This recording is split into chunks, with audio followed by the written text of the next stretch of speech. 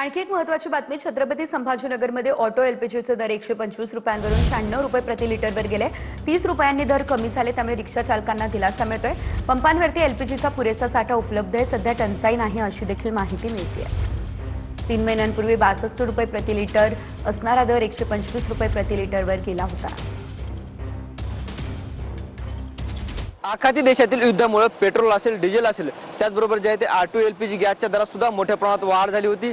आपण बघितलं तर 3 महिन्यापूर्वी जे आहे ते ऑटो एलपीजी गॅसचे दर प्रति लिटर 62 रुपये होते। मात्र मध्य काळात जे आहे ते हे संपूर्ण दर वाढून 125 रुपये लिटर झाले होते। मात्र असं असलं तरी कुठेतरी आता ऑटो चालकांना थोडासा दिलासा मिळालाय। त्याचं कारण म्हणजे 125 रुपये प्रति लिटर असलेले दर आता 96 रुपये प्रति लिटर झालेत। मात्र असं असलं तरी मूल दर जे होते ते 62 रुपये होते, त्यामुळे जे आहे ते दर मिळाले पाहिजे अशी मागणी सुद्धा ऑटो चालक करताना पाहायला मिळते।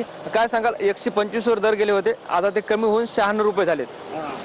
96 रुपये आम्हाला 60 रुपये असेल तर चालेल समजा।